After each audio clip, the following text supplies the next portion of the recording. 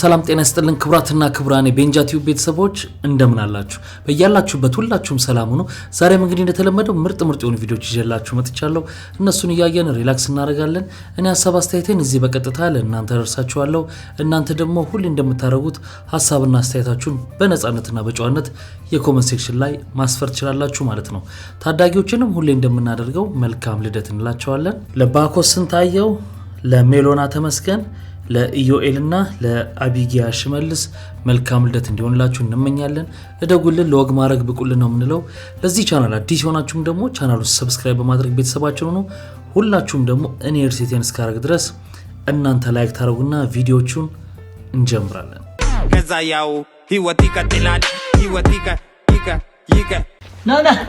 ና አንተ የብድ ያ ሰውዬ ከመሬት ተነስቶ ይላል እሺ ካኮፍዬ መሰልክኝ ና እስቲ ምንድነው ሰፈሩ በነጠላ ጫማኮ ሻወር ቤት አረከው ጠቅላላኩ ምን አገባሁት አንተ ቸጋራ ማፈን እንዳከፍት ያ አባተ ራሱ እናትን ሲያገባ ትዝ ይለኛል ከበረሃ ያመጣው ናጎበርኩ ቬሎ ነው ብሎ አልብሶ እኮ ነው ያገባት ተመጣ ችጋር ከዘር ነው ያንተ ብቻ አይደለም ለለፈልጌ ነው ምን አርግ ነው የሚል ከመሬት ተነስተው የቴንሰር ስላልጠራው ተናደው ማ እኔ ሸራቱ ጥሩ በቅርጫ ለተደገሰ ድግስ እናደድ ሰምተናል እኮ 500 ሰው ተጠርቶ መጥቶ ምግብ ደርሶት የበላው 15 ሰው ነው ቀሪውን ከኔቷ ተጠጣጣችኋል የመለሳችሁ ምግብ እንኳን አለ ተርፎ ራሱ ፍሪጅ ውስጥ ተከቷል ፍሪጅ ኬታ በበዳባት ልስ ፍሪጅ ኬታ ያመጣው ፍሪጅ ነው ብትለው ውሃ ራሱን ስራ ውስጥ አይደል የምታቀዘቅዙት አትወሽካታ የማገገሚያ ሐኪም ሆነ ፍቅር ሲይዝ እሺ ሞኖስ ደም ቴስት አድርገን ብዙ ነገር ነው ያገኘንበት ሲጋራና ጫት ብቻ አይደለም እሺ ይኸውልህ ማትጠቀመው ይኸውልህ ከ10 ወር በላይ ያቆያታል ከዚህ በኋላ እንደምታያት ነው ልጅቷ እንደምታያት ነው ዶክተር ከ10 ወር በላይ እሱም በእኛ ጥብቅ ክትትል ይኸውልህ ትቀልዳለህ እንዴ ይሄ ያለባት 10 ሱስ ምናምን አንድ ጋንጃ ተጠቃሚ እንኳን ያሱስ ከውስጡ የጋንጃው ቴስት እስኪወጣ 6 ወር ይፈጃል እሱ አልበቃ ብሏት ይሄ ኮኬኑን ኤክሶንቶ ትራማዶሉን አልደነዘዝ በላይ የሬሳ ማድረቂያ ትወጋ እንደነበር ነው የደረስንበት ውጤቱ ይሄን ነው የሚያሳየው ወይኔ እኛን እንኳን ስታሞኘን ሰሞኑ ኦዲን ታመም ያለው አይ ኮሶ ምናምን ብላ እሺ በቃ መድኃኒቱ ሰርታ ብሎ የድርጅቱ መድኃኒት ስቶር ተወሰደች እሺ ከዛ እኛን ሸውዳን ከ30 በላይ የአልቤንዳዞን ብልቃጥ ሽሮ ሻት በማድረግ ኮሶ በመጥፋት ፋንታ ተስማምቶት ኦቨርዶዝ ነው ደልቦ ወጥቶ ታማሚ ሊበላ ነበር እያለ ባቦ ነው ነበር ወይኔ ዶክተር ከሰው ቅርብ ጊዜ ነው ከታማሚ ቅርብ ጊዜ ነው ይቀላቀላል ብቻዋን ነበር ውስጡ ያለው ሱስ ባላባት ቁጥር ሲወጣ ታማሚዎቹ ስሩ አይሄዱ እንደ ድራግ እያሸተቱት እየጦዙ ነበር ወይኔ ዶክተር ይሄን ለቤተሰብ ነገር አለብኝ ተናገር 1 አመት 10 ወር እሺ ቆይታችሁ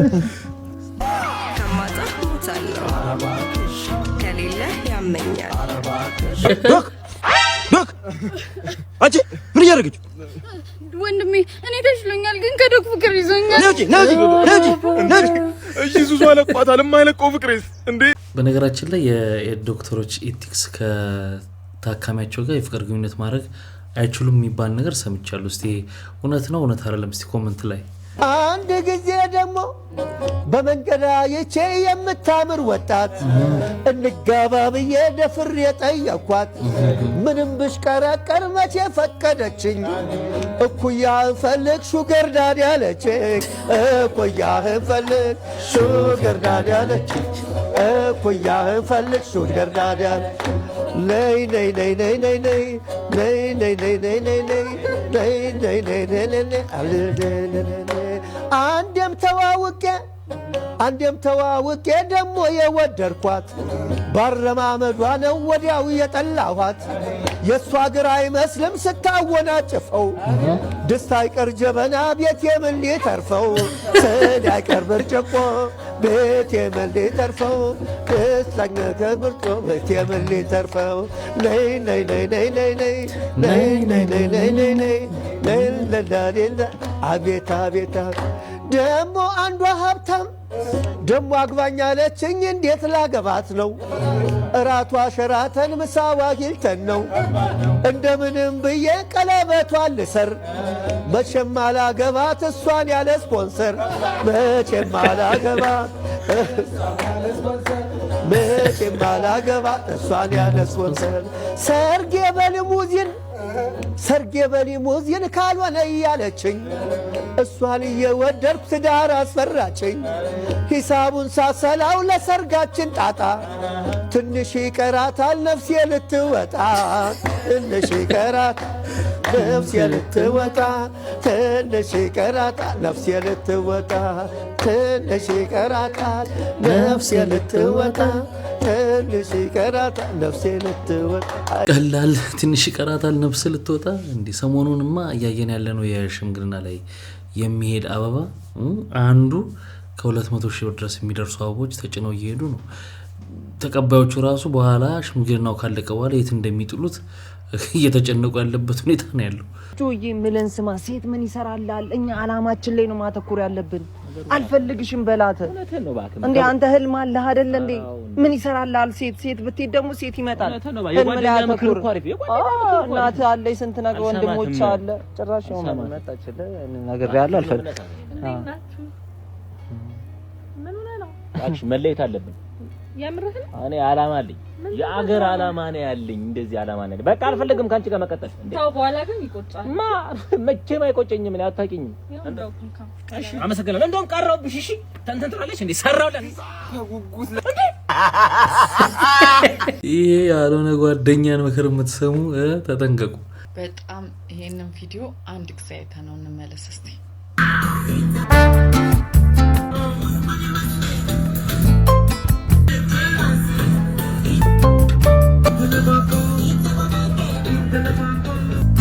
ንቃተ ህሊናና ጆን ናቸው ክላይንት ክለብ። ቪዲዮን እንደተመለከታችሁት ነው። እሺ በጣም ነው የሚያሳዝነው በእውነቱ። ለምን እኛ ከናንተ በጣም ብዙ ነገር ነበረ ኢንስፓየር ያደረጋችሁን፣ ሴቱንም ወንዱንም ወጣቱንም ህፃናቱንም አዛውንቱንም ሀገራችንንም ጭምር ማለት ነው። በቃ ሀገራችን ወዴት እየሄደች ነው? ጥሩ ሁኔታ፣ ጥሩ የስፖርት ጥሩ አሪያ የሚሆኑ ወጣቶች አሉ ብለን በጣም በእናንተ በጣም ተደምመን ነበረ። ግን ይሄው ዛሬ እናንተን ተማምነው እንደናንተ እንሆናለን ብለው ከየክፍለ ሀገሩ ከየስፖርት ቤቱ በአቅማቸው በፈቀደ መልኩ እንደናንተ እንሆናለን አገራችንን እናስጠራለን ብለው ወጣቶች ተነሳስተው እንደናንተ ሊሆኑ የነበሩትን ወጣቶች ቁጭ አርጋችሁ እናንተ በየክለቡ በየመጠጥ ቤቱ በየምኑ በየስርቻው ስር ከሴት ጋር መጠጥ ይዛችሁ ምንድነው ከናንተኛ ምንማረው? አገሪቷ ሲሰጣቻችሁ ኃላፊነት ይሄን ነው።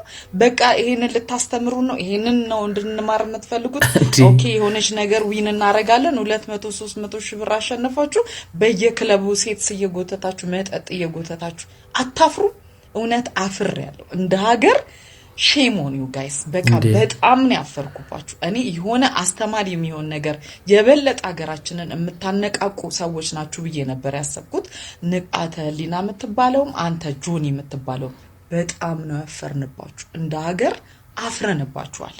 አድርሱላችሁ ይሄንን ኮፒ ሊንክ አድርጋችሁ ማፈሪያዎች። እኔ በሰላም ነው ግን በጣም ተበሳጭታለች። በነገራችን ላይ እነዚህ ሰዎች በቃ ስፖርተኞች ናቸው። አንዳንድ ሰው ልጅ ደግሞ ይዝናናል እኮ። ይሄን አክሴፕት ማድረግ ለምን እንደሚያቅተን የሆነ አንድ ሰዎች ከታወቁ በኋላ ነፃነት የላቸውም የሆነ ቦታ ለመታየት። እርግጥ ነው ስፖርተኞች ናቸው ምናምን መጠጥ ቦታ ባይታዩ ጥሩ ነው። ጠጥተዋል አልጠጡም ወይም ምንም ማረጋገጫ የለም። ቴብሉ ላይ አብረዋቸው ያሉ ሰዎች ሊሆኑ ይችላል የጠጡት። ሰው ከሁሉም እየጠጣ አይደለም ይዝናናው። የሆነ ናይት ክለብ ሄዶ ሙዚቃ እየሰማም ውሃ እየጠጣም ይዝናና ይችል ይሆናል። ቢጠጡም ደግሞ የሆነ ሰለብሬት ነገር ሊሆን ይችላል። አንዳንድ ጊዜ ይደረጋልና በየጊዜው ከተደጋገመ እንዲህ መሆን የለበትም። አርአያ ስለሆናችሁ የናታርጉ ብሎ መውቀስ ጥሩ ነው። አንዴ ታዩ ብሎ ግን የዚህን ያክል እኔ አግባብ አይደለም። ግን መጠጥ ምናምን እያበረታተው አይደለም። እስቲ እናንተስ ምን ትላላችሁ? እኔ አሁን ጭንቅላቴ ውስጥ ያለችው ትንሽ ገመና ላይ ያለችው ትንሿ ልጅ ነች። ሁሉም ሰው እንደዛ ነው የሚያስበው። አሁንም እንደዛ ነው ይመስላችኋል? እና አደገች እንዴ ነው የሚሉት? መቼም አይቀርም ማደጋችን። ጥብስ ሲን ነበር የተመረዘ ጥብስ መበላበት ሲን ብቻ ተቀርጾ ምናምን ታይቷል። ግን ከተደርጎ ልበላው ስል ነው የቆም ሶ ሰስፔንስ ነው ቀጣይ ሳምንት ምን እንደሚፈጠር አናቅም ተብሎ አትላ ከዛ ትምህርት ቤት ሄጄ በአገር ሰላም ምናምን ሰኞ ሄጄ አለሽ እንዴ ምንድነው ምናምን ማለት ነው እኔ አሁን ጥብሱ ይመረዝ አይመረዝ አይዲያው አልነበረኝም ያኔ በቃ ሲኑ ተነግሮኝ እንዴ የምታረጊው ነው ከዛ በቃ ገራቀበኝ አልኩኝ ከዛ እዛ ካለቀ በኋላ ቀረጸው ጥብስት ቀርጌ ይበልቻለሁ ከዛ ሲነግሩኝ በቃ መታመም ይላል እንዴ እውነት ነው እንዴ ብለሽ ከሩቅም ቢሆን ለመቅረጽ ያህል ጅብ ተፈልጎ ነበር አልቻልንም ማግኘት ጅብ ጠፋ የለም ኤዲት ተደርጎ አልነበርክም አላለችኝም ስልኬን አታውቂም ነበር ያኔ ልጅ ሆነው የምናውቃቸው ተዋናዮች አሉ እየበዛችሁ መጣችኋል ያደጋችሁት ማለት ነው እና ልጅ ሆነው ስናያቸው በቃ በልጅነት ስለሆነ አይምሮአችን ውስጥ ያሉት አሁንም እንደዛ እንደሆነ ነው የምናስበው አሁን አድገው ስናያቸው ዋት ብለን ወዲያው ወደኛ እድሜ ነው የምናስበው እና ሰዎች አሁን አንቺን ሲያዩ አረጀው ማለት ነው ሚሉ ይመስለኛል ምን ሆነሽ ነው የመጣሽው አረ ዶክተር ስቀመጥ አላየሁትም ሚስማር ነው መሰለኝ አረ ተሰክቶ ቀረ ታድሎ ያ ምን መሰለሽ በጣም ይኸውልሽ በጣም ሰርጉዶ ገብቷል ስለዚህ መንቀሉን እንነቅልልሻለን ከዛ ግን 9 ወር እየመጣሽ እኛ ጋር እዚሁ እኔው ራሴ እዚህ ያሾልሽ በደም ትድኛለሽ ማለት ነው አረ ሰፈር ያገሬ በጣም ሩቅ ነው 600 ኪሎ ሜትር ምናምን ነው መመላለስ አልችልም 600 ኪሎ ሜትር ምን አላት እኛ ስንት ማዳጋስካር ምን ስንት ሀገር እየሄድን እያሸና አንዴ ምናድን ነው የምሬ ነው እኔ ቅድሚያ ለሀገር ውስጥ ልስጥ ብዬ ነው እንጂ በጣም ቢዚ ሰው ነኝ እንዴ አሁን ሂጂ ሽንት ቤት ግቢ ሂጂ እንዴ ጋይስ ዛሬ እንደ ኢትዮጵያ ማለት ነው ተሰርቶ ማያቅ ስታይል ነው የምሰራው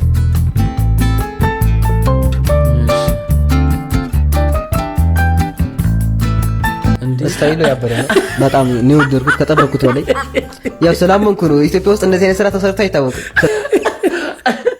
አታምጣው ስለው አምጥቶ ቆለለው አሉ አረ ራስ ናት ይቅር በለን አንተ አይነን ጨፍነ በግራጅ ከዚህ የተሻለ ተቆርጠት ምን አይነት ቁርጥ ነው ምን አይነት ስታይል ነው እንዶ አውጉቾ ቁርጥ እንዴ እኔ መጀመሪያ የመሰለኝ እኮ ሰውየውን ብድግ አድርጎ እንደው ጤናውን መድኃኒዓለም የሚመልስለት ፍልፍሉን አምጥቶ ያስቀመጠው ነበር የመሰለኝ ሰላማዊ ሰው አምጥተህ በረንዳ ራስ አድርገህ ትልካለህ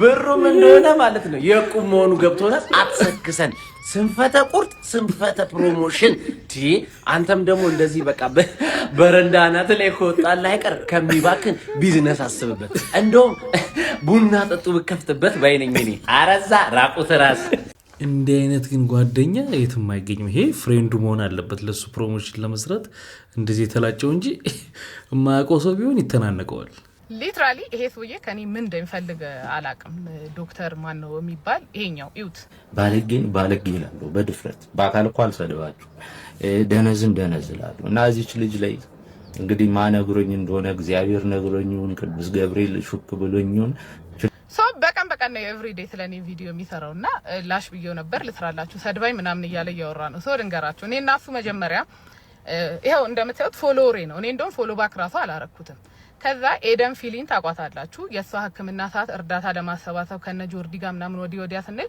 መታከም የለባትም አገር ውስጥ ትታከማለች ህክምናው አስፈላጊ አይደለም ምናምን ሚል ቪዲዮ ሰራ እኛ ደግሞ ኖ ትታከማለች እህታችን ናት ስትራግል ያረጋች አትኖርም በሚለው ይመስለኛል በሱ ነው የጠመደኝ ከዛ ውጪ የትም አላቀውም እሱ ነው ራሱ ፎሎ የሚያደርገኝ ፎሎ አላረገውም ከዛ ባለፈው የሆነ ልጅ ስለኔ ሌላ ፖስት ማላቀውን ባሌ ሰው ሞቶበት አያውቅም ብላለች ነው ምናምን ብሎ ፌስቡክ ላይ ለቋል አላቀውም እሱንም ልጅና ከዛ እዛ ላይ ለልጁ ነው እኔ ባሌ እንዲ አላልኩም እስቲ በባሌ ታከማችሁ ንገሩኝ ምን አይነት ሐኪም ነው ምናምን ነው ያልኩት ምናምን ብዬ ኮሜንት አድርጌ ከታች ሄዳለሁ ይሄው እዚህ ጋር ስክሪንሻት አድርጌ አስቀምጫለሁ እቺ እኮ ደነዝ ነች ምናምን ብሎ ስድብ ጽፎልኛል ማለት ነው ከዛ ማለት ሄ ኤክስፔክትድ እኔ እንደነዝ ብሎ እየሰደበኝ ዝም እንድለው ነው ኤክስፔክት ያደርገው ከዛ እኔ እኮ ደነዝ ኮንኩ ለምን ፎሎ ታደርገኛለህ ፎሎ ራሱ እኮ አላደርግህም ምናም ብዬ በውስጥ ደግሞ ላኩለትና ምናም ብዬ ብሎክ አደረኩት ምን እንዳልኩት ራሱ ኤግዛክትሊ ትዝ አይለኝም ብሎክ አደረኩት በቃ አሁን አላየው ከዛ በባምቢ ጉዳይ እቺ ባለጌ እንዲ ነው ትላለች ስለባሏ ታወራለች ስለባምቢ በጣም ብዙ ነገር አወራ ላይክ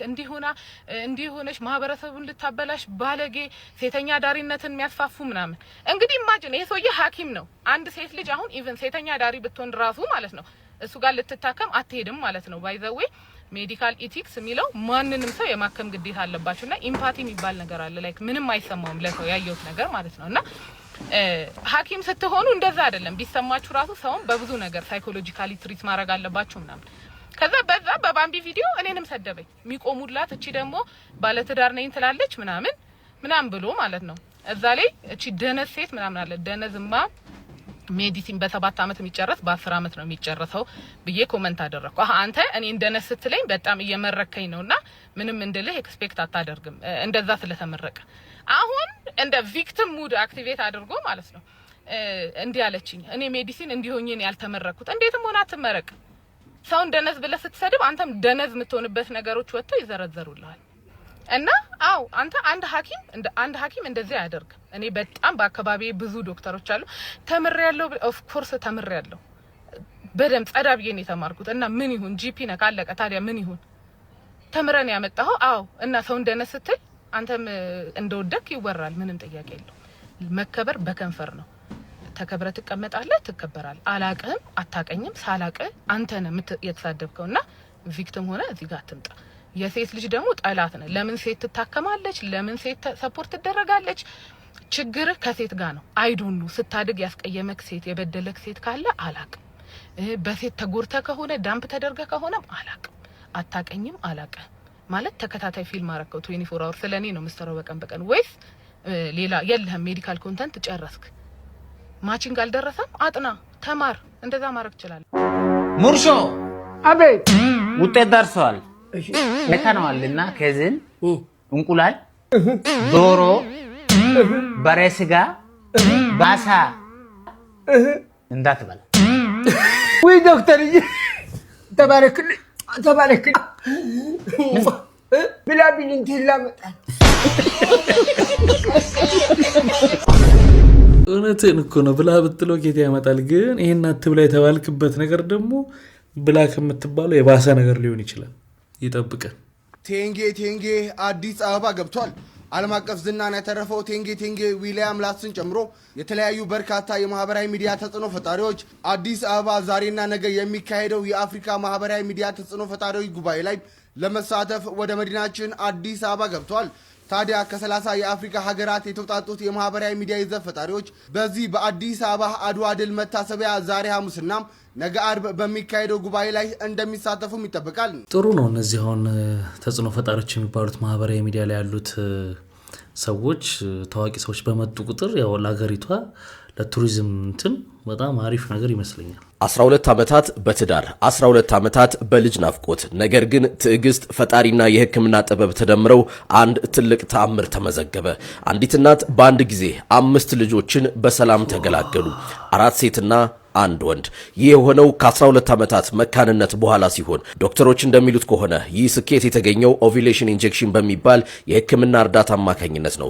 በአሁኑ ሰዓት 5ቱም ህጻናትና እናታቸው በጥሩ ጤንነት ላይ ይገኛሉም ተብሏል። እናቲቱ 5 ልጆችን በአንድ ጊዜ ማሳደግ ትልቅ ኃላፊነት በመሆኑ የመንግስትና የህብረተሰቡን ድጋፍ ጠይቀዋል። ይህ ታሪክ ለሁላችንም ትልቅ ተስፋና ደስታ ነው። ለእናቲቱና ለልጆቹ ያላችሁን ምርቃት አጋሩኝ። ይሄ በጣም ደስ የሚል ነገር። ይሄ ፈጣሪ ሲክስ እንደዚህ ነው የሚክስ። በቃ ከባድ ነው እርግጥ ኢኮኖሚካሊ፣ እንደገና በጉልበትም 5 ልጅ ማሳደግ በጣም ከባድ እንደሆነ አውቃለሁ። ግን ፈጣሪ ላያስችል አይሰጥም ነው። በሰላም ነው የሚደጉልሽ። እንኳን ደስ ያለሽ ነው። በጣም ከመካንነት በኋላ ስለሆነ ደግሞ አስቡት። በጣም አቤት ወይዬ ኖ ወይዬ ብዬሽ ግን እሺ ወይዬ ወንድ ልጅ እንደሆንክ መቼ ነው ያወቅኸው? እኔ እኮ ቀልቤ ነግሮኛል። ቆይ I swear to God ይሄ ቀል አይደለም። አንተን ሁሉ ጊዜ አዛ ለማድረግ እንትን የምል ነገር አይደለም። ቤብ ሕፃን ሆነክ በምን ሰዓት በምን እንዴት ፊገር አውት ልታረጋው ቻልክ? እኔ ሁሌ ወንድ እንደሆንኩኝ ሁላው ያማታል እንዴ? ወንድ ነህ፣ እሱን ይመስክራለሁ። ግን ቆመ መሻት የጀመርከው መቼ ነው? እኔ እናቴ ወደ ውስጥ ማለት ነው ቆሜ ነው እሺ ያረኩሽ አይደል የነበረው። ማዘርጋ መደወል ትችያለሽ። ይሄ ሴንስ አይሰጥም። እንዴት ነው ሴንስ የማይሰጠው? አንቺ ነው ሁሉ እንደሆንኩ አውቃለሁ። እንዴት ነው መችሎ የምታውቀው የምትለኝ እንዴ? አረ እናድዳለሁ። ፍስጫቱ ረጋ ጭቅላቴ ላይ ቆማ እየጨፈረች ብስጫቱን ትላለች። ረጋ ይሁን ልንገርህ ቤብ ረጋ አትጠራጠርማ ወንድ እንሆን። ወይኔ ጥርጥር ውስጥ ገባች። ወይኔ ኤልናታን አይደለም ጥያቄ ግን እናቴ ትንታችን ምራቄን አስጨረሽ። ተፍቼ ጠርስኩት እኮ አዳልጡ እንዳይጥል ስማ ወይ ተፎ እንደገና አንቺ ሂጂ እንዳትጠይቂ ቤብ አይ ስዌር ቱ ጋድ ንገረኝ። ውይ ኤልናታን ወንድ ነኝ ብለህ የተደሰትክበት ያማታን እኔ ሁሌ ወንድ ነኝ ብዬ ቆሜ እንደሸነው ነው እግዚአብሔር በትሬን ሲሰጣኝ አሜን ብዬ በሁለት እጄ ጨብጬ ተቀበልኩት። እስከዛሬ በጣም ተቃቅፈን ኖረናል። ያማታን እንዴ ጥያቄን አልመለስክልኝም። ወንድ እንደሆንክ ያወቅኸው በየትኛው እድሜ ነው? በቃ ዋው ወንድ ነኝ የተለየ እናቴ ጀምሮ ማለት ነው። በእግሬ አይደለም በበትሬ ነው ወጣሁት ነው። በፊት ይሄን ብላለች ተብሎ የነውር ነው የብልግና ነው ተብሎ የተነሳባት ቃል አሁን የገዳምና የቤተክርስቲያን ስለሰራች ከሆነ ባምቢ በዚህ ልክ መገለጽ የለባትም። ባምቢ እንዲህ መነገር የለባትም። የባምቢ ከባምቢ ጎን የመቆም ግዴታ በነገርሽ ላይ ደጋግሜ ደውዬላታለሁ፣ ጽፌላታለሁ። ኢንተርቪው ልሰራት ፈልጌ አይደለም ለረዳት የፈለኩበት የሆነ አንግል ነበረ። ስልኬን ብታነሳ ቴክስቴን ብትመልስ ኑሮ በጣም እርግጠኛ ሆኜ ነው የምነግርሽ በጣም ብዙ ነገር ለረዳት አስቤ ነበር። እንዲሁ ልረዳት ነው ልረዳት አይደለም ነው ተረዳች አቃተ። በጣም ስለተረዳኋት ነው ለረዳት መሄደው ፈርዘር የሄድኩት። በጣም ያንተ እርዳታ ያስፈልጋታል፣ በደንብ ያስፈልጋታል። ሐሳብ ሰበረኝ ካልሽ ሐሳብ ይጠግንሻል አይደለ?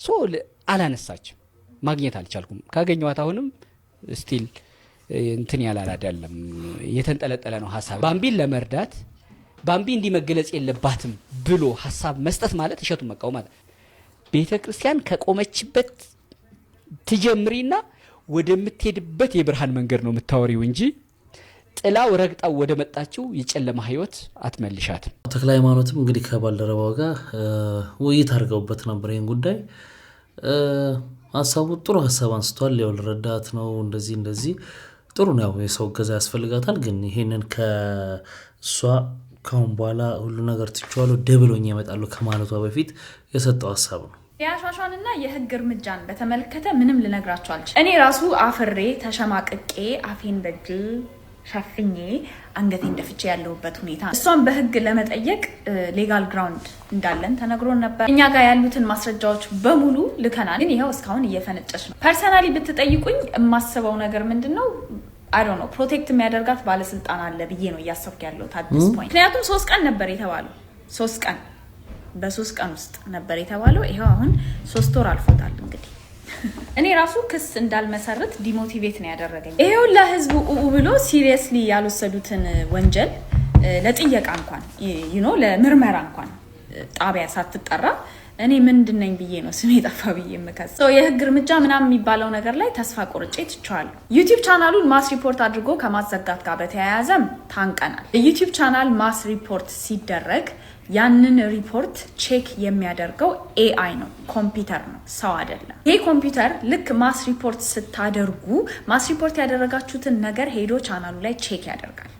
እውነት መሆኑንና አለመሆኑን ቼክ አድርጎ ነው እርምጃ የሚወስደው። ያንን እርምጃ እንዳያደርግ ከዚህ በፊት በተደጋጋሚ እንደነገርኳችሁ ቪዲዮቹን በሙሉ ፕራይቬት አድርጋቸዋለች። አሁንም ፕራይቬት ናቸው። ይቀጥል ደግሞ በዋትስአፕ/ቴሌግራም ግሩፓ ለሰብስክራይበሮቿ ምን ብላ ነግራቸዋለች? ኮሜንት ሴክሽን ላይ ሄዳችሁ ስለኔ ፖዚቲቭ ነገር በእንግሊዘኛ ጻፉ ብላ መጻፍ ያለባቸውን ኮሜንቶች ልካላቸዋለች እና ተከታዮቿ በብዛት ሄደው ኮሜንት ሴክሽን ላይ የዛ ሰሞን ስናያቸው የነበሩ በጣም ለሲንግል ማሞች ድምጽ እንደሆነች፣ ለሴቶች ድምጽ እንደሆነች፣ ሴቶችን ኢምፓወር የምታደርግ ሴት እንደሆነች፣ በጣም ፖዚቲቭ በጣም ኢምፓወሪንግ ሁሉም ሴት እንደ ሮል ሞዴል ሊከተላት የሚገባ የሴት ቁንጮ እንደሆነች በእንግሊዘኛ ኮሜንት ሴክሽን ላይ እንዲጽፉ አድርጋለች። ይሄም ታክቲክ ማስ ሪፖርቱን ኮምፒውተሩ ሲሪየስሊ እንዳይወስደው ያደርጋል። እዛ ላይ ደግሞ ላንጉዌጅ ባሪየር አለ፣ ማለትም የቋንቋ ችግር አለ።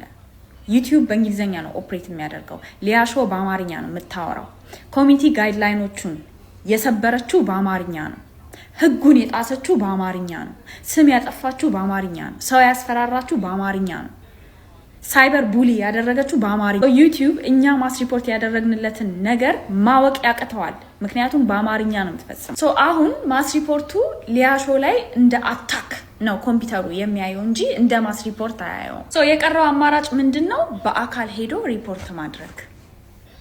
ጉግል ኦፊስ ውስጥ የዩቲዩብ ኮሚኒቲ ጋይድላይን እና ሴፍቲ ላይ የሚሰሩ ሰዎች በአካል መገኘት አለባቸው ማለት ነው። ይሄንን ነገር ሰው ነው ኢቫሉዌት አድርጎ የሚዘጋም ከሆነ ቻናሉ የሚዘጋው፣ በቅጣት የሚያልፋትም ከሆነ በቅጣት የሚያልፋት ሰው ማየት አለበት። ማስ ሪፖርታችንን ኮምፒውተር ሳይሆን ኤአይ ሳይሆን ሰው ማየት አለበት። እንዳስገነቴ ታይም ጊዜ ይፈጃል ማለት ግን ትቸዋለሁ ማለት አይደለም። ሰዎችን አናግር ያለው ሌሎች ድርጅቶች ጋም ኢሜል ልክ ያለው እንደዚህ አይነት ነገር ላይ የሚሰሩ ድርጅቶች ጋም ኢሜል ልክ ያለው መልስ እስኪመጣ ቀጣይ ማድረግ ያለብንን ነገር እስክናቅ ምናምን ጊዜ ሊፈጅ ይችላል።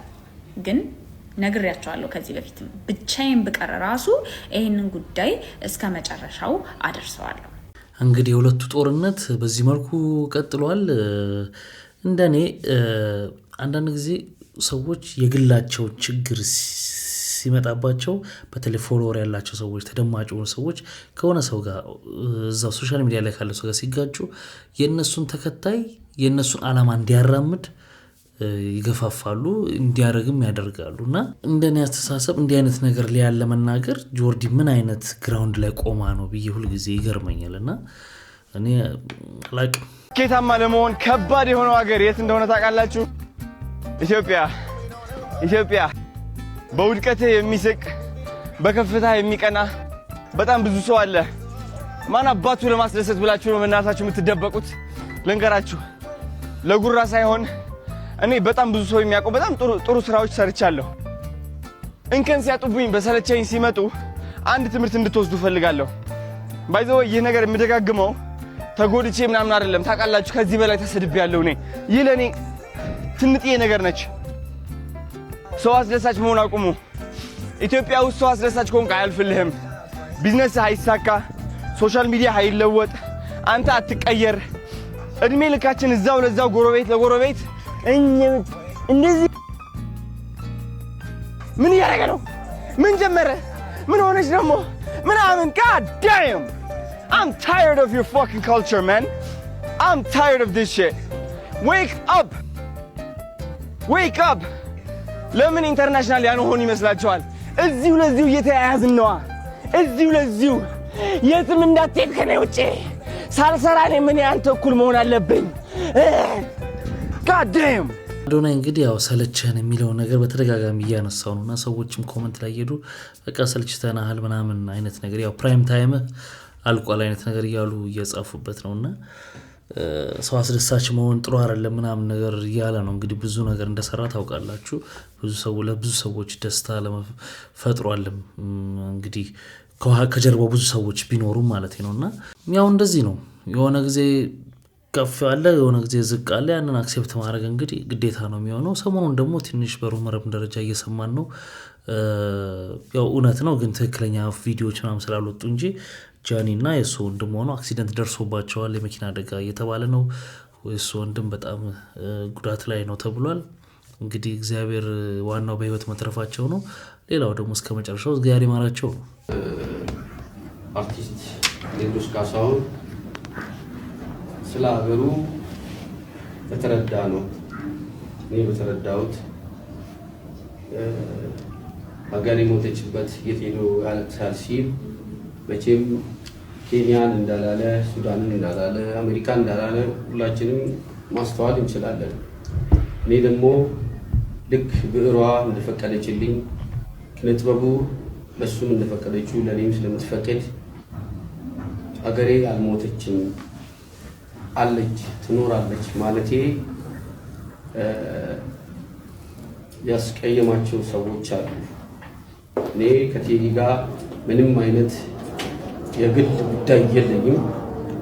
እንደ ማንኛውም ኢትዮጵያዊ በጣም አድንቀው ወደው በሙያዊ ችሎታው በጣም አድንቀው ሰው ነኝ። ባለፈው ካሴቱ ግን ሀሳቡን አልተጋራሁትም። ሀሳቤን ገልጫለሁ።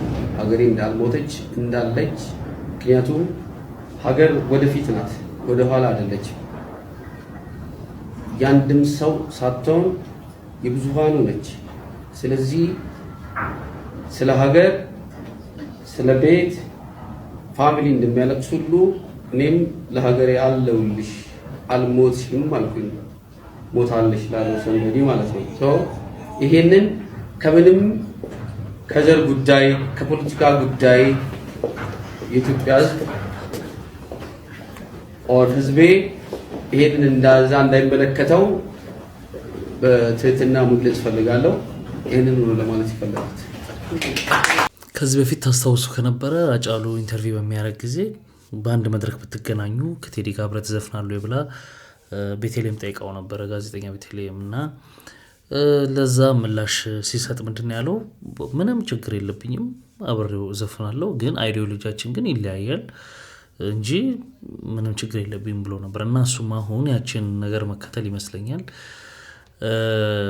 አገር እንደሰማችሁት ያለው አገር ሞተ ስላለ እኔም ደግሞ በኪነ ጥበቡ ገልጽ ችያለሁ ሐሳቤን ነው። እንደዚህ አይነት አገላለጾች ከልብ ከሆኑ ጥሩ ነው። ግን ዞሮ ዞሮ ነገሮቹ ወደ ሌላ አቅጣጫ ሄደው እንደነበር እናስታውሰው ነው። የቅርብ ጊዜ ትዝታችን ነው።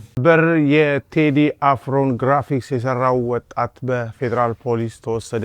በቅርቡም ኢቶሪካ የተሰኘው የሙዚቃ አልበሙን የለቀቀው ቴዲ አፍሮ ዙሪያ ያሉ ሰዎች ማሰር ቀጥሏል ተባለ። ከዚህ ቀደም ቃል አቀባዩና ምክትል ማናጀሩ እንደዚሁም የቅርብ ጓደኛው መታሰራቸው መዘገባቸው ይታወቃል። ከነሱ ጋር 7 ሰዎች ታስረው በአሁኑ ሰዓት ላይ የጊዜ ቀጠሮ ጠይቆባቸው ይገኛል። በዛሬው ዕለት ለዛሀበሻ በደረሰው መረጃ መሰረት ደግሞ የቴዲ አፍሮ ዘፈኖችን ከበሮች በጠቅላላ ዲዛይን ያደረገው ግራፊክ ዲዛይነሩ ዳዊት ከጓደኞቹ ቤት ወስዷል። የቤተሰብ ምንጮች ለዛሀበሻ እንደገለጹት ከሆነ በትላንትናው ዕለት በዳዊት ቤት የፌዴራል ፖሊሶች ፍተሻ አድርገው የነበረ ሲሆን ሊያገኙት አልቻሉም። ሆኖም ግን በዛሬው ዕለት ከጓደኛው ቤት ይዘውት እንደሄዱ ምንጮቻችን ገልጸዋል። ከዚህ በተጨማሪም ለቴዲ አፍሮ ምክትል ማናጀር የሚላላክ ሞተኛም ጭምር መታሰሩን ሰምተናል። አሁን እንግዲህ ባለፈው ቀረበባቸው የተባለው ክስ የተያዙት ማለት ነው በአደንዛዥ ዝውውርና በህገወጥ መሳሪያ ነው እንጂ ከሙዚቃው ጋር የተገናኘ አይደለም ተብሏል። እስቲ የሚለውን ሰምተን እንምጣ። የኤምኤምኤ አዘጋጆች አንድ እንድታቁልኝ ፈልገው ነገር አለ። የኢትዮጵያ ቡና አስጨፋሪውን አዳነ ሽጉጤን መግጠም ፈልጋለሁ። እሱም ብሎ ደግሞ ገንዘብ የሚያስይዝ ካለ በገንዘብ ሁሉ አወራራጅ እንዴት ይሻላል? የት ይሆንልህ? መቼ ይሆንልህ? ያለበት ልምጣልህ? ብብትን ነው ወጨቅልህ? ያለዋዜ ነው በላ ፈልገህ ቀጥረኝ። ኧረ በደስታ እኛ ዝግጁ ነን። አቴን ይዞ ለመቅረብ እኛ ዝግጁ ነን። ቢልህንም ቢላህንም ይዘናል። ሳይን ዘ ኮንትራክት አቼን ነው ሳይን ዘ ኮንትራክት ኦንሊ እኛ የምንፈልገው ሳይን ዘ ኮንትራክትና ሳይኗል። በፌንቴክ ኢንቨስትመንት የመኪና ግዢ ማጭበርበር የተጠረጠሩት 6 ታዋቂ አርቲስቶችና ቲክቶከሮች ዛሬ በከፍተኛው ፍርድ ቤት ሁለተኛ ልዩ ችሎት ክስ ቀረበባቸው። አቃቤ ሕግ በተከሳሾቹ ላይ የኮምፒውተር አዋጅን በመተላለፍ የሚል ክስ እንዳቀረበባቸው አውቀናል። ይሄውም በሶሻል ሚዲያ ታዋቂነትን በመጠቀም በሚዲያ እንዲታዩ በማድረግ የሰው እምነት በመገንባት ህዝብን በማነሳሳት ወንጀል ፈጽመዋል የሚል ክስ ዝርዝር መስርቶባቸዋል። የቀረበባቸው ክስም እስከ 5 ዓመት እስር የሚያስቀጣና 50 ሺህ ብር መቀጮ የሚደርስ የገንዘብ ቅጣትም እንደሚጣልበት ለማወቅ ተችሏል። ዛሬ ረቡዕ ሚያዝያ 28 ከቀኑ 9 ሰዓት ላይ የተሰየመው ችሎት ክሱ ለተከሳሾች እንዲደርሳቸው ተደርጓል። የተከሳሽ ጠበቆች ፍርድ ቤቱ ለደንበኞቻቸው ዋስትና እንዲፈቅድ ሲል ጠይቀዋል። አቃቢ ሕግ በበኩሉ ከአምስተኛ ተከሳሽ መንሱር ጀማል ውጪ በሌሎች ተከሳሾች ላይ የዋስትና ተቃውሞ እንደሌለው ምላሽ ሰጥቷል። በክስ ዝርዝሩ ላይ እንደተመለከተው 5ቱም ተከሳሾች ላይ ከላይ የተጠቀሰው አንድ ክስ የቀረበባቸው ሲሆን አቶ መንሱር ጀማል ላይ ግን 5 የተለያዩ ክሶች ተዘርዝረዋል። አቃቢ ሕግ አቶ መንሱር የዋስትና ተቃውሞ እንዳቀረበበት የታወቀ ሲሆን ግለሰቡ በድርጅቱ ውስጥ በዋነኛነት ዋና ተግባር ነበረው ሲል ገልጿል። ሲቀጥልም ፌንቴክ ኢንቨስትመንት 1.9 ሚሊዮን ብር በማጭበርበር ላይ ዋናው ተዋናይ ነበር ብሏል። በዋስ ከወጣ ምስክሮችን ያባብልብናል፣ ሌላ ወንጀል ሊፈጽም ይችላል፣ ስንይዘውም በከባድ ሁኔታና በመከራ ነበር የተያዘው ሲል ገልጿል። አያይዞም ገንዘብ አስይዞ በዋስ ወጥቶ ሊጠፋ ይችላል የሚል ምክንያቶች ጠቅሷል። አቃቢ ሕግ በሌሎች ተከሳሾች ላይ የተሰጠው አስተያየት የተጭበረበረው 1.9 ሚሊዮን ብር እንደመሆኑ ያንን መጠን ከግምት ውስጥ ያስገባ የገንዘብ ዋስ አስይዞ ቢወጡ አልቃወምም፣ ነገር ግን ከሀገር እንዳይወጡ እግድ ይጣልልኝ ሲል ጠይቋል። ለዚሁ የአቃቢ ሕግ ሐሳብ የተከሳሽ ጠበቆች ተቃውሞ አቅርበዋል። ተከሳሾች ከሀገር አይውጡ የሚለውን አንደግፍም፣ በስራ ምክንያት በተደጋጋሚ ወደ ውጭ ሀገራት ስለሚጓዙ የስራቸው ሁኔታ ታሳቢ ሊደረግ ይገባል። እንዲሁም ገቢያቸው አነስተኛ ስለሆነ የዋስትና ገንዘብ መጠኑም ገቢያቸውን ያገናዘበ ሊደረግ ይገባል ሲሉ አብራርተዋል። በዚህ መሰረት ፍርድ ቤቱ 5ቱ ተከሳሾች ሊያስይዙት የሚገባውን የዋስትና ገንዘብ መጠንና የጉዞ እገዳ ጉዳይ ላይ ለመወሰን እንዲሁም አቃቢ ሕግ በጽሁፍ እንዲያቀርብ የተጠየቀውን የአቶ መንሱር ጀማልን ዋስትና የተቃወመበትን ምክንያት ሰምቶ ውሳኔ ለመስጠት ለመጪው ሰኞ ግንቦት 3 ረፋድ 5 ሰዓት ላይ ቀጠሮ ሰጥቶ የዛሬው ችሎት ተጠናቋል። የዛ ሁሉ ድሃ እንባ የፈሰሰበት ጉዳይ በዚህ መልኩ መጠናቀቅ ያለበት አይመስለኝም። በእርግጥ በዋስትና ነው ተለቀው ጉዳዩ የሚታየው፣ ግን ብዙ ሰዎች ስሜታቸው በጣም ተረብሿል። ብዙ ቪዲዮዎችም እያየው ነበርና ትክክል አይደለም። አትሊስት ዋስትናው ቢፈቀድ እንኳን ወደ ውጭ የመውጣት እንትናቸው ሊታገድ ይገባል እያሉ ነው። ሰላም፣ ይህንን ቪዲዮ በመላው ዓለም ለምትመለከቱ ሁሉ ይሁን እና በሰሞኑን እንግዲህ በፌንቴክ ምክንያት ብዙዎች እስር ላይ ነው የሚገኙት። ከነሱ ውስጥ አንዱ ወንድም ካሊድ ፋውንዴሽን ወይም ወንድም ካሊድ ነውና ከወንድም ካሊድ ፋውንዴሽን በጣም ብዙ መልእክት እየተላከልኝ ድምጽ እንደሆነው እየጠየቁ ነው ያሉትና እነዚህ የተላኩልኝ መልእክቶች እንግዲህ ከሰዎች የተላኩት እሱን ነገር ለኤቪደንስ የሚጠቅም ከሆነ አስደምጣችኋለሁ። የታሰረበት መንገድ ፌር እንዳልሆነ ነው እየተናገሩ ያሉት እና እስቲ ከነሱ አንደበት ያለው ነገር እንስማና እኔ የምለው ነገር ላለው ማለት ነው። እና አንድ 12 ቀን ሆኖታል እስር ላይ ከሆነ ከሁለት ሳምንት በፊት ነው ፋውንዴሽኑ በቀን 2000 ምግብ ስለሚመግብ ትንሽ የመንገዳገዱ ነገር እንዳለ ሆኖ እዚህ ያሉት ወደ 670 አካባቢ ካልተሳሳትኩ እንደዛ የሚሆኑ ተረጂዎች አሉ፣ እናቶች አሉ፣ ልጆች አሉና ትንሽ ድንጋሬውም ስላለ ሚዲያ ላይ ደግሞ ማንም ወጥቶ እየተናገረለት ስላልሆነ ትልቅ ስራ እየሰራ ያለ ሰው ስለሆነ ጉዳዩን ውጭ ወጥቶ እንዲከታተል በሚል ቪዲዮ አንዳንድ ሰዎች እንዲሰሩለት እያደረግን ነውና አንተም ታውቀዋለህ መሰለኝ ወንድም ካሊድን ይሄን ነገር እንድትተባበረው ነው ይሄን ቮይስ ማድረግልህ ከቻልክ። ሌላም ቪዲዮ አለ ሌላ እና በተጨማሪ መኪናውን የሰጡት ለወንድም ካሊድ ፋውንዴሽን ነው፣ ለራሱ ለግሉ አይደለም። በፋውንዴሽኑ ስም ነው እርዳታ የተሰጠው። ለኛና ለተለያዩ የእርዳታ ድርጅቶች ተሰጥቷል ይሄ መኪና። ሌላም ሶስተኛ ነው የመጡት። እንደ ማንኛውም ሰው አንድ የእርዳታ ድርጅት ሊረዳው የመጣን ሰው ይቀበላል። ይሄ ነገር ይመጣል ብሎ አላሰበም ነበረ። ጉዳዩ በውጭ ሆኖ እንዲከታተል ትልቅ ስራ እየሰራ እና ይሄንና ያው መሰል ጽሁፎችም አሉና ያው ብዙ ኃላፊነት ያለበት ሰው ነው እናውቀዋለን። እንግዲህ ከዚህ በፊት ብዙ የሰራ ልጅ ነውና ያው ህግ የያዘውን ነገር ህግ ነው የሚፈታው። ግን ያው እንደዚህ አይነት ግብአት ለወደፊት ለምርመራው ለኢንቨስቲጌሽኑ ይጠቅማል ብዬ አስባለሁ። እና አሁን ላይ ደግሞ የሱ ጉዳይ በጣም ከሌሎቹ የሚለየው ምንድነው? በውስጡ በጣም ብዙ ልጆችን እየረዳ ነው ያለው። እነዚህ ሰዎች እንዳለውም ልጁ ድጋፉ ከቆመ ወደ ጎዳና መልሶ የመውጣት ነገር ስለሚኖር ውጪ የሆነ ጉዳዩ እንዲከታተል እኔም ሀሳቤን መናገር ፈልጋለሁ፣ ሀሳብ መስጠት ፈልጋለሁ። የህግ አካላት የምታየው ከሆነ ይሄን ቪዲዮ ከዛ ውጪ ሌሎቻችሁ ደግሞ ህግ አካል እንዲደርስ ይሄን ቪዲዮ ደግሞ በዛ ላይ ሼር ብታደርጉልኝ ደስ ይለኛል። እንግዲህ እንደተባለው ከሆነ ክሱ ሲቀርብ ወደ 7000 ገጽ ማስረጃ ነው የቀረበባቸው ተብሏል። የነ ካሊድ ፋውንዴሽን ለድርጅቱ ከሆነ የሰጠው የትኛውም ድርጅት እውነት ለመናገር ይቀበላል። እሱ ብቻ ግን አይመስለኝም። ከዛ በተረፈ ካስተዋወቀ ምን ካለ ነው አሁን ከባዱ ነገር። እነሱም ማስተዋወቅ ማነሳሳት ምናምን ነው የሚለው ክሳቸውና እንደዚህ አይነት ነገር እስካላረገ ድረስ ድርጅቱ ሆኖ ረድተውት ከሆነ የሚያስጠይቀው አይመስለኝም። ኦልሬዲ አሁን ዞሮ ዋስትና መብት ሊፈቀድላቸው ነው። ነገር ግን በክሱ ሂደት ወደፊት የሚጣራ ይሆናል። እንደዛ ካረገ ነው የሚያስጠይቀው እንጂ እውነት ለመናገር ስንት ስራ የሰራ ሰው ነው። በጣም በጣም በጣም ትልቅ ነገር እየሰራም ያለ ልጅ ነው። ለምን ሙዬ ምናምን አትሉኝ? መንገድ ላይ ምን ይጎልኛል? ድንክዬ ስለሆንሽ እንዴ እኮ ቢያንስ በድንክዬነት አልለከፍም እንዴ? ድንክዬዋ ምናምን አይባልም። ቆዩ ከተለከፍኩኝ ይሄ ከተጠቀስኩ ምናምን አሁን እኮ ትዝ ብሎኝ እዚህ ጎን መኪና ውስጥ የነበረው ጠቅሶኝ ቆዩ ከተጠቀስኩ በጣም ቆዩ ወልሽ ግን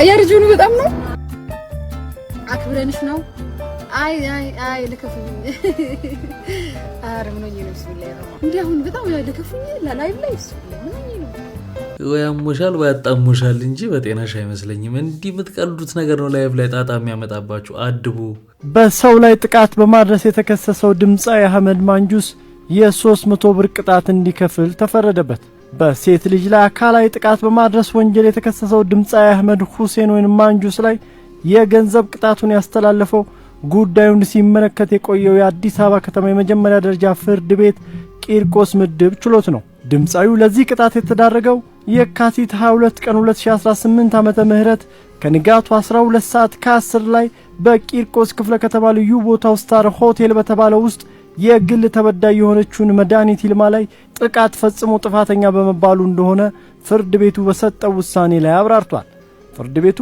የቅጣት ውሳኔውን ከመስጠቱ በፊት የግራ ቀኙን የቅጣት አስተያየት የመረመረ ሲሆን አቃቢ ሕግ ወንጀሉ የተፈጸመው በሴት ላይ በመሆኑና ተከሳሽ ድርጊቱን የፈጸመው በምሽት በመሆኑ ቅጣቱ ሊከብድበት ይገባል ሲል አመልክቷል ተከሳሽ በበኩሉ ቀደም ሲል የወንጀል ሪከርድ የሌለበት መሆኑ ድርጊቱን መፈጸሙን አምኖ በመጸጸቱ እንዲሁም የሁለት ልጆች አባትና የቤተሰብ አስተዳዳሪ መሆኑን በመጥቀስ የሚጣልበት ቅጣት እንዲቀልለት ጠይቋል ፍርድ ቤቱ በውሳኔው የአቃቢ ሕግን የቅጣት ማክበጃ በመተው ተከሳሹ ያቀረባቸውን የቅጣት ማቅለያዎች ተቀብሎ የእስር ቅጣቱን ወደ ገንዘብ ቅጣት ቀይሮለታል በዚህም መሰረት ተከሳሹ የ300 ብር የገንዘብ ቅጣት እንዲከፍል እንደተወሰነበት ፍርድ ቤቱ በሰጠው ውሳኔ ላይ ተመልክተናል ተከሳሹ የገንዘብ ቅጣቱን እንደከፈለ የዋስትና ገንዘቡ ተመላሽ ተደርጎለት ከእስር እንዲፈታም ታዟል ምን ይሻላል አሁን ጎፈንድሚ ከፈተለት ይሆን እንዴት አምጥቶ ይከፍል ይሆን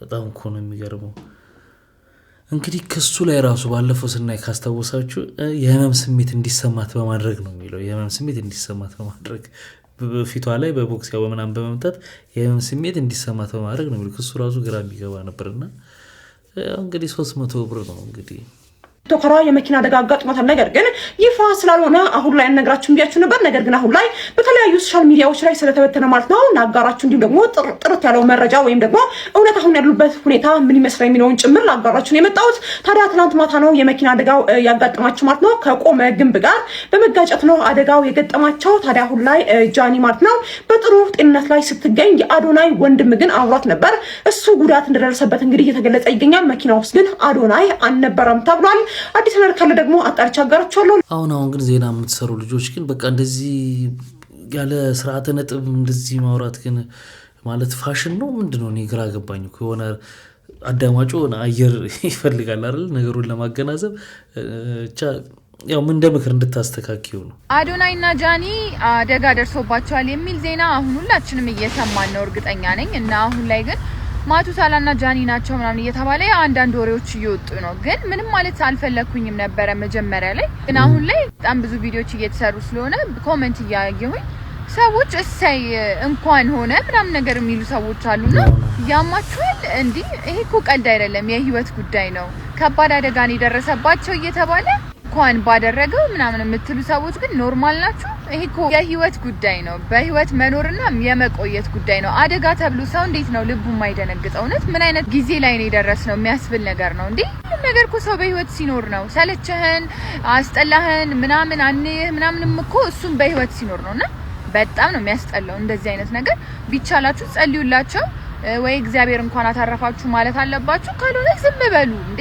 ማንንም እኮ ቋሚ የለም ማንንም እኮ ዘላለም ነዋሪ የለም ዛሬ ያለን ስንል ነገ ምን እንደምንሆን አናውቅም እኛ ላይ ይደርሳል ወይ የምንወደው ሰው ላይ ይደርሳል ነግበኔ የሚባል ነገር አለ ለሰው እንደዚህ ክፉ መመኘት በጣም የሚያስጠላ ነገር ነው ከቲክቶክ ባለፈ እነዚህ ሰዎች ሪል ህይወት ነው ያላቸው ትክክለኛ ህይወት ነው ያላቸው እና ይሄንን አስቡ ቢቻላችሁ ዝም በሉ እግዚአብሔር ይማራችሁ ማለት ካልቻላችሁ እንኳን ማለት ነውና ለማንኛውም እንኳን እግዚአብሔር አተረፋችሁ ይሄ እንኳን ከሞራልም ከባህልም እንደ ሃይማኖት ያለውም ሰው ከሃይማኖትም አንግል የሚደገፍም ትክክልም ያልሆነ ነገር ነው በቃ እነዚህ ሰዎች ናቸው የፈለገ ጥላቻ ቢኖር እሰይ ምናምን አይባልም እነዚህ ሰዎች ቤተሰብ አላቸውና ወላጆች ያሏቸው በዙሪያቸው ስንት ሰው አለ ምናምን እንደዛ በፍጹም ነውር ነው እንኳን ግን እግዚአብሔር አተረፋቸው መትረፋቸው ነው ዋናው ትልቁ ነገር በህይወት ሌላው በህክምና ምናምን የሚስተካከል ይሆናል እናንተ እንዴት ያለ ድንዛዜ ውስጥ ነው ያለን? የምር ምን ያህል ነው የደነዘዝ ነው? በጣም የሚያስጨንቅ ነው። አላቅ ኮፒ ሊንክ ያደረጋችሁ ቪዲዮ እየወረደብኝ ነው። ምን እንደሆነ አላቅ። ነዳጅ 26 ብር ጨመረ፣ ባንድ 26 ብር ጨመረ ተባለ እና ይሄ ሊፈጥር የሚችለው ቀውስ አለና እዚህ ላይ ዲስከሽን እንኳን የለም። ሰዎች ይህንን አጀንዳ እንኳን ማድረግ አልቻሉም። የሆነ የግለሰብ የግል ጉዳይ ውስጥ ገብተው የሚፈተፉ ሰዎች፣ ለሞራል የሚጨነቁ ሰዎች ምናምን ይሄ ሊያመጣው የሚችለው ማህበራዊ ቀውስ አይታያቸውም። እዚህ ላይ የሚያወራ የሚወያይ የሚጫወት የሚነጋገር ሰው የለም። ይሄ ልክ አይደለም ብሎ የሚተች ሰው የለም። አጀንዳ እንኳን መሆን አልቻለም። በቀጥታ እኮ ኑሯችንን ይነካል የሁላችንን። እንዴት ነው የደነዘዝ ነው? ይሁን አይነት ማርገጥ ማህበረሰብን አንድ ላይ በጅምላ መፈረጅ እንዲህ ደንዝዟል ምናምን ማለት ከባድ ነው አውቃለሁ። ግን አሁን እንደ ሀገር እንደ ህዝብ እየደነዘዝን ያለን ይመስለኛል። እንዲህ ኖ አይሆንም ይሄ ለምን ምናምን ማለት ፖለቲካ እኮ አይደለም። ግን ልክ አይደለም ብሎ አስተያየት መስጠት አሪፍ ነው። ሰዎችን እኮ የሆነ ግለሰብን ሊያነቃ ይችላል። እንዲህ ህዝቡ እንዲህ ያለ ነው ሊያስብል ይችላል ነበረ። ለወትሮማ የትልቅ አጀንዳ ነበር። ግን አሁን ብዙ ነገር አለ። የባምቢ ጉዳይ አለ፣ የነሸቱ ጉዳይ አለ፣ የመኪና አደጋው ጉዳይ አለ። ቤት በኩል ያማ ማን ነው የሚወያይበት? ጉድ በሉ። በማህበራዊ ሚዲያ ጻድቃን ሆና የምትታየው በረከት ገበሬዋም በነዳጅ ማጭበርበር ወንጀል ተጠርጥራ ተከሰሰችም። ከባድ ወንጀል ነው።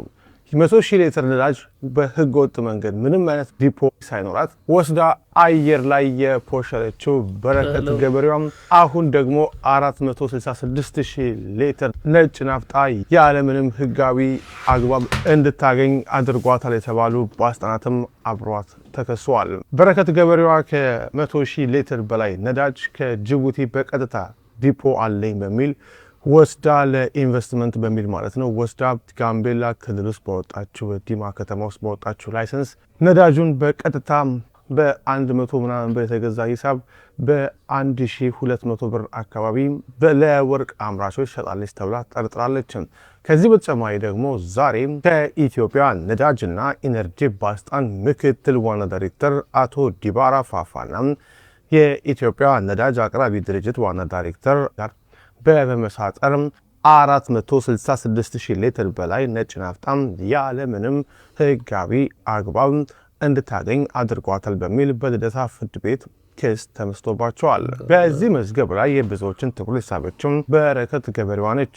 ክሱ እንደሚያስረዳው ከሆነ ከነዚህ ከፍተኛ ባለስልጣናት የፍቃድ አሰጣጥ መመሪያን በመጣስና ከበረከት ጋር በመመሳጠር ነዳጁ ልታገኝ አድርጓታል።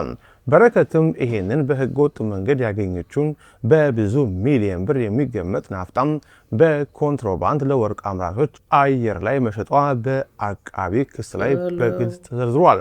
የእነዚህ ባለስልጣናትና የበረከት ድብቅ ሴራም በህዝብ ሀብት ላይ ከፍተኛ ጉዳት ከማድረሱም በላይ በገበያው ላይ ለታየው የነዳጅ እጥረት ዋነኛ ምክንያት መሆኑን ተጠቅመዋል። ዘሀበሻ በተደጋጋሚ ባሉት ዜናዎች ላይ ትናንሾቹን ሳይሆን ከላይ ያሉትን ተመልከቱ ሲል እንደነበር ይታወቃል። ነዳጅ እንዴት አየር ላይ ወደ ከተማ ሳይገባ አየር ላይ ለወርቅ አምራቾች፣ ለኮንስትራክሽን ሰራተኞች ነዳጅ እንዴት እንደሚሸጥ ከዚህ ቀደም ማጋለጣችን የሚታወቅ ነው። ከዚህ ባለፈ ሌሎች ተከሳሾች ሚሊዮን የሚቆጠር ሊትር ነዳጅ በማጭበርበር ህገወጥ የነዳጅ አከፋፋይነት ፍቃድ በማውጣት እንዲሁም በቤታቸው በተደረገ ድንገተኛ ብርበራ በህገወጥ መንገድ በ10 ሺዎች የሚቆጠር የአሜሪካን ዶላር፣ ዩሮና ፓውንድ ደብቀው መገኘታቸው የልደታ ምድብ የሙስና ጉዳዮች ወንጀል ችሎት መዝገባቸውን ከፍቶ ማየት ጀምረዋል። በለው ነው እንግዲህ ከናየው ሞተልሽ የሚባል ተረት አለ። እንግዲህ ሌላ ክስ ነበረባት። ይሄ ደግሞ አዲስ ክስ ነው። እንደምታውቁት ብዙ ክሶች ተመስርተውባታል። የሌሎችንም ሰዎች አክሲዮን መስርተው ብዙ ሰዎች ገንዘብ ሰብስባ፣ እሱም ሌላኛው ክስ ነው። እንግዲህ ቀስ በቀስ ይሄ አንዳንድ በአንድ ጀንበር የመጡ ሀብታሞች ከጀርባቸው ብዙ ታሪክ አለ። እንግዲህ የድሃው እንባ ያጋልጣችሁ ነው የምለው። እሸቱ ጉዳይ ላንሳላችሁ። እሸቱ ሊታሰብ ነው። በባምቢ ጉዳይ ብላችሁ እንዳታስቡ። ባምቢ ከሰሰችው ብላችሁም እንዳታስቡ። የባምቢ ደጋፊዎች ከሰሱትን ብላችሁ እንዳታስቡ። እሸቱን ሊከስ ያለው የኢትዮጵያ አርቲፊሻል ኢንተለጀንስ ነው። ኢንስቲትዩቱ ህጋዊ እውቅና ካላቸው ተቋማት ውጪ ማንኛውም ግለሰብም ሆነ ድርጅት በሰው ሰራሽ አስተውሎት AI ዙሪያ ስልጠና መስጠት በጥብቅ የተከለከለ መሆኑን አስታወቀ። የኢንስቲትዩት ኮሙኒኬሽን ጉዳዮች ዳይሬክተር አቶ ተስፋዬ ዘውዴ እንደገለጹት እስካሁን ድረስ ለማንኛውም የግል ተቋምም ሆነ ግለሰብ የማሰልጠን ፈቃድ አልሰጠንም። ይህንን መመሪያ ጥሶ ስልጠና ሲሰጥ የተገኘ አካል በአዋጅ በተደነገገው መሰረት ህጋዊ ቅጣት እንደሚጠብቀው አሳስበዋል። አዋጅ ቁጥሩ 510/2014 በተሰጠው ስልጣን መሰረት በዘርፉ የማህበረሰቡን የማስተማርና ምቹ ምህዳር የመፍጠር ተልዕኮ ኢንስቲትዩቱ ብቻ ነው። ይሁን እንጂ ከሚቀጥለው ዓመት ጀምሮ ስልጠናው በዩኒቨርሲቲ ደረጃ መስጠት እንደሚጀምር ዳይሬክተሩ ፍንጭ ሰጥተዋል። ተቋማዊ ፈቃድ ሳይኖራቸው የሀገሪቱን የኤአይ ፖሊሲና ስትራቴጂ ሳይረዱ የሚደረጉ የማሰልጠን ሙከራዎችን ከእውቅና ውጭ መሆናቸውን ገልጸዋል። ህብረተሰቡ ራሱን አደናጋሪ ግለሰቦችን እንዲጠብቅና ለአላስፈላጊ ወጪዎች እንዳይዳረግ ጥሪ የቀረበ ሲሆን ማንኛውም ዜጋ ከዘርፉ ጋር የተያያዙ ጉዳዮችን ማከናወን የሚችለው ከኢንስቲትዩቱ ጋር በመቀናጀት ብቻ መሆኑን ተመላክቷል። የወንጀል ተጠያቂነትን ለማስቀረት ማንኛውም ስልጠና ከመጀመሩ በፊት ህጋዊ ፍቃድ ማግኘት ግዴታ መሆኑን ተቋሙ በድጋሚ አስገንዝቧል። የወንጀል ተጠያቂነት አለበት ብለውታል። ይሄ ማለት ምን ማለት ነው? ይሄ ዜና የተዘገበው ትላንትና ማምሻው፣ ዛሬ ጠዋት ይዩት። ወንድማችን እሸቱ መለሰ የአይ ስልጠና ቀጠሮ ሰጥቶናል። በድጋሚ ይሄ ዜና እሱ ነው የሰጠው። እሸቱ መቼም መታሰር ፈልጎ አይደለም ወይ መረጃውን አልደረሰው ከሆነ ወዳጆች አድርሱለት። መቼ መሰላችሁ ስልጠናውን የሚሰጠው? ከግንቦት 10 ጀምሮ። ይሄንን ፕሮግራም ስቀርጽላችሁ በ7 ደቂቃ ልዩነት ነው ፖስቱ የተለጠፈው። ይሄ ዜና የወጣው ከ12 ሰዓት በፊት ነው። ማህበራዊ ሚዲያ ሞኔታይዝ እንደሚያደርጉ ወይ ደግሞ ይሄንን መረጃ ያልደረሰው ከሆነ አጋሩት፣ እንዳይታሰር ንገሩት። ለእሸቱ አጠገቡ የምትገኙ የቅርብ ጓደኞች ሆናችሁ ይሄን እንምላችሁ። በመጨረሻ እንግዲህ መግለጫ ወጥቷል ማለት ነው። ስለዚህ እሸቱም ሲደርሰው ወይ ሄዶ ፈቃድ ያወጣል ወይ የሆነ መፍትሄ ይመጣል ብዬ አስባለሁ። ግን ድንገታዊ መግለጫ እንደሆነ እረዳለሁ። እንግዲህ ምክንያት ሊኖራቸው ይችላል። እሱም እንግዲህ የመዘገባቸውን ተማሪዎች የከፈሉት ተማሪዎች ይኖራሉ። እሱም ይሄንን ነገር እንዴት አድርጎ እንደሚያስተካክለው እንግዲህ የሆነ ነገር ይላል ብዬ ተስፋ አደርጋለሁ። እና አሁን እንግዲህ እየቀረጽኩ ራሱ እዚህ ጋር ያየሁት ነበር ኮሚኒቲ ፖስቱ ላይ በ10 እንጀምራለን ምናምን የሚሉት ማስታወቂያዎቹን አንስቷቸዋል ማለት ነው።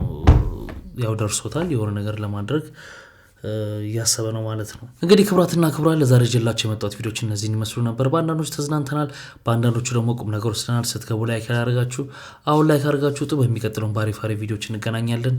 መልካም ጊዜ። ባይ ባይ።